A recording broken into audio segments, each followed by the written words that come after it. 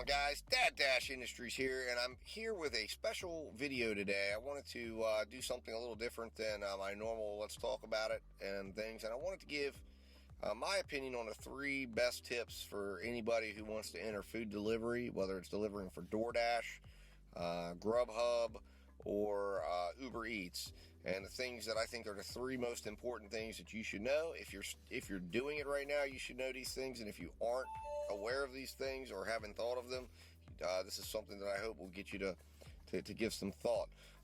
My name is Dash. This is the first video you've ever seen, or first way you found me. I entered the gig economy about a year ago and run my own gig operated business, delivering for DoorDash, Uber Eats, GrubHub. I do grocery delivery, Amazon Flex. I'm signed up with Draver, haven't done one yet of those. I do point pickup. I'm signed up with lots of different apps and lots of different opportunities.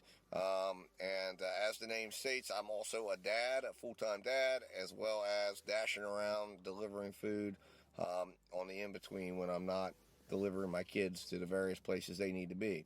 So guys, if that's something that's interesting to you, if you like to, if you're interested in the gig economy, go ahead and subscribe now so you can see any other new content that's coming out. I do ride-alongs. I talk about things that are associated with the gig economy. I do order breakdowns, profit breakdowns. Try to share as much information as I can so that you can see my journey and hopefully get something out of it. And I'd love to watch other videos as well and support other channels. So like I said, if you just found this, please hit that subscribe button. If you know anybody who is entering the gig economy, who's in the gig economy, hey, share my channel with them, share this video with them. And of course, if you like what you've seen in this video or what you're going to see in this video, hit that like button. So guys, without further ado, let's jump into the video and let's get into the first tip I want to talk about today.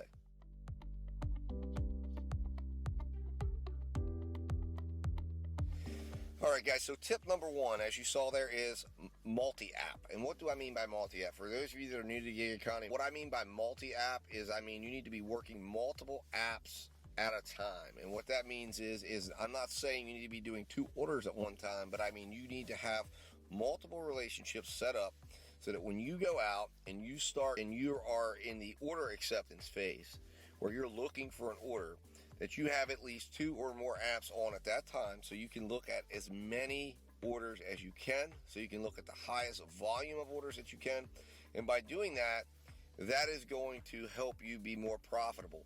More apps equals more order opportunities, and that equals more money. It's that simple.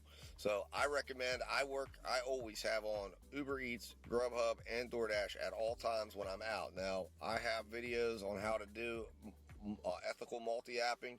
I am going to be putting out videos on the various different ways you can do it.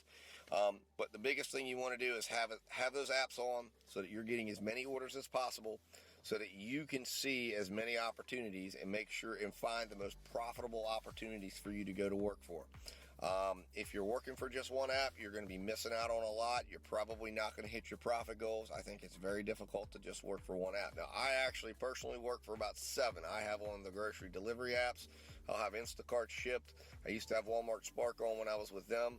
I'll also have, like I said, Uber Eats, GrubHub, and DoorDash. I'll have point pickup on if I'm, I always have point pickup on looking to see what's going on around me with them. And then I always have Amazon Flex on. Draver is on. Not big in my area. I've not yet gotten an offer or opportunity with Draver. I'm hoping that changes. But I always have those apps on, and I'm always, allowing them to send me things. Now, when I get an order from one of the food delivery apps, I turn off the other 2 food delivery apps so that I can focus on that order that's coming in. I normally don't turn off Instacart or Ship because they're just sending orders out that are available, and their method of working orders is slightly different than the food delivery apps. But that is tip number 1. That is perhaps one of the most important things you can know to do. You've got to get good at it. You've got to go and train yourself on how you can work multiple apps. Don't let it overwhelm you. Don't let it scare you. If you do it, you're going to make more money than you could ever make working just one app. So guys, let's move on to tip number 2.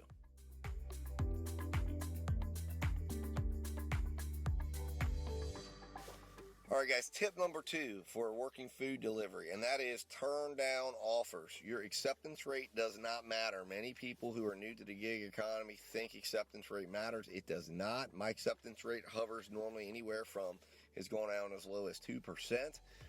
To as high as sometimes 50 or 60%. It just depends on the offers that are being offered and the market that I'm in. Some markets are better than others, but I am never afraid to turn down an offer that I don't think is profitable or I don't think makes sense for whatever's going on with my business at that particular time. As an independent contractor, as a business owner, it is your right to not do the order. Now, once you do the order, you accept the order, that's a totally different situation because you have accepted a contractual obligation with that app. So they can hold you accountable if you are accepting contracts and then not fulfilling the contracts. However, it's still at times acceptable if you accept the contract that you think is profitable, you can still get out of it because there is an allowance of a certain amount of times that you can turn down or cancel a contract that you've accepted. But look, on the point of turning down offers, do not be afraid to do so. You need to make the apps compete for your business. This ties in with number 1, which is multi-apping. If you are multi-apping and you are turning down offers, then you are allowing the apps to compete for your business. So if you're sitting in a busy place or a busy shopping plaza, you have the ability to see all of these orders at one time. I recommend using 2 screens if you are going to be a serious multi-apper. I have 2 screens. It's very important you do so you can see, especially if you're doing 2 apps or if you're doing 3 apps, and you know what your busy app is and you know what your second busiest and your third busiest. Put your second and third on screen 2, your first busiest on screen 1, and that way you can have them going up and you're going between them and they're shooting orders out to you, and you can very easily and very simply look at these offers and try to find the most profitable offer. You need to establish profit guidelines for when you're accepting orders, and you should only take orders that meet your profitability guidelines. Do not be afraid to do that. And if you are working multiple apps, if you have multiple apps working for you, you will have no problem meeting your goals for in the long term. You may have a short couple hours, you may have a bad afternoon, but over the course of a month you will meet your goals because you're going to see a large volume of orders and a large volume of opportunities, and the slow 2 hours can be offset by a really booming 2 hours later on in the day or later on in the month. It will all balance out. Just do not be afraid to turn these orders down, and don't take an order that you don't think is profitable. The last thing I'll leave you on this topic with is just remember, you are not an employee. If you are coming from an employee-based business, you've got to leave the employee mindset back behind you. That's in the rear view. You've got to act like a business owner. You are a business. You are the business, and you've got to act like it. You've got to make sure that you make the decisions that are not best for anyone else but your business and the profitability of your business. If you're making decisions that you think are better for the app than yourself, then you will not get to where you need to get to. And that is a huge mistake that a lot of food delivery drivers and a lot of gig business owners make, because they don't even realize they're a business owner. They don't even realize that they're running a business, and they're still thinking like an employee, like they have to please the apps, and that is not true. Now, I will reiterate it. Once you accept the contract, you do have certain obligations that come with that, and you've got to fulfill that contract. But when you're trying to figure out what contracts you want to take and what ones you want to accept for your business, you're perfectly within rights to turn down any offer that does not fit whatever guidelines you set for yourself. Let's move on to tip number 3.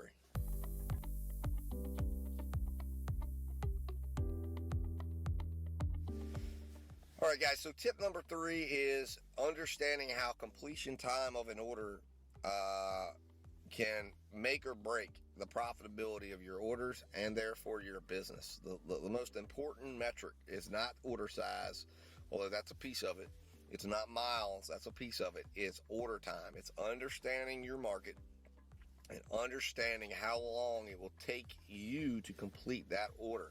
And you've got to understand how fast, and you've got to understand what your goal is to complete that order. In other words, that what is the amount of time that you need to complete that order in order for you to achieve whatever financial goal you set for yourself for that day and for that period of time that you're working. So if your goal is to earn $25 gross revenue per hour, you've got to understand what do you need, what order per minute, what do you need to earn per minute when you're doing these orders in order to achieve that. If you're not aware of that, you will not, more likely than not, meet your goals because you don't know what you're working towards. You have to know what you're working towards. And you've got to understand exactly how fast you must be to complete orders. So to do that, you've got to know your divisors. So I'm going to throw up there on the screen. It's just a little screenshot there of the divisors that I like to do between, depending on time of day. I do not like to earn under $20 gross revenue per hour for an order. If that order represents less than that, then I know it's not going to help me be as profitable as possible. In fact, it could put me into a negative situation when you get to the end of the day if you're working orders that are under $20 per hour gross revenue. So I have it set up here. Very easy. I recommend you could put it in your visor right up here. If you want to print it out, put it on like an index card and tape it to your visor. That way you pull it down, you look at it and you know, okay, this order, my goal today is $25. That's 41 cents. My goal today is 26. That's 43 cents. 27, 45 cents, 30, 50 cents, or 22, 36 cents, or I'm working lunch. It's 33 cents. You're going to be able to know right away what that figure is. You don't have to think about it. And if you don't remember, you just pull your visor down and it's right there. All you need to do is take that figure, divide that by the order amount, and you have the minutes that you need to complete that order in. You can also use this when making assessments in regards to completion rate. I touched on completion rate, and that is the ability, that is you canceling an order after you've accepted it. And there is an allowance for a driver to cancel a certain amount of orders, but you don't want to do it all the time. So you need to understand, when should you do it? When shouldn't you do it? When does an order call for it? One of the ways you can make those decisions and make profitable decisions in that is understanding how long you actually have to work that order based on the size of the order. And as you're doing that, you're going to start to understand exactly what order sizes you should be looking for and exactly what you should be accepting. And there will be times that order size can actually trump mileage, that you could take a little bit of an underwater order and still make it profitable, still make it really profitable if it's an order that you can get done quickly and that where you're going to deliver the order is a place that you can get to fast and you can get orders fast afterwards. You know, you want to understand the divisor and you want to understand exactly what that is. Now, an example, I'll give you some examples of what you can do here. So, just take, say, and this is just a quick example of what you should be using the divisor for. So say you get an order and you get a $12 order, right? And it's going 7 miles. So when you do your calculation on that order, you're going to figure out that you have 29 minutes to complete that order, to stay at, to be at $25 an hour gross revenue, and 24 minutes to stay at $30 an hour gross revenue. So if you complete it between 24 and 29 minutes, and your goal is to fall between $25 and $30, you would know you have 24 to 29 minutes. So once you've accepted this order, so you head to the restaurant, you get to the restaurant, you find you burn 5 minutes from when you accepted the order. So now you know you're down to 19 to 24 minutes. Now, once you get to the restaurant, you're told, hey, look, there's a wait. So the first thing you should do at that point is, unless it's Uber Eats and you don't have the address, you can go and make an estimate by pulling up the address either through GrubHub or through DoorDash, and you figure out how long that distance is to that customer's house. Subtract that out of whatever's remaining. And at that point, you will know how long you can wait. So say in this instance, you have, you realize you have a 10-minute drive and you're at 19 to 24 minutes. That means you have 9 to 14 minutes that you can wait. So if they tell you, hey, it's going to be a 10-minute wait, you know that's still going to fall within that $25 to $30 range, and you can feel secure waiting. Knowing that you're still going to be in profit and that you would even still have a few extra minutes if something comes up on the way. and you're not cutting it close. On the other hand, if they told you there was a 20-minute wait, you would know now that you're going to fall below where you want it to be at. You could even get out your chart and figure out, okay, well, where does that put me at? Because now this order, when you add up all the time, you might realize, hey, it's going to be at, 35 cents. So that's going to say, okay, that's a $21 order value. You know that right away by using your little card that you will have right there and say, wait a minute, is it worth it to me to do a $21 order? Is that valuable enough for me that you can do it? So that's how you can use it, and you can do that really quickly at the restaurant. You've got, while you have the time, it's not heavy math. You can do this on your calculator on your phone, and it will help you to understand how to make, or it will help you to make more profitable decisions by understanding this piece and understanding exactly what the value of the order is in terms of minutes and what the minutes do to the value of that order based on whatever the size is. It's also going to help you price orders, as I mentioned, over the long term. So when you put these 3 tips together, if you follow these 3 tips and use it all together, you'll see they're all kind of linked. Then this can really help you to be a more profitable driver and help you to have more success.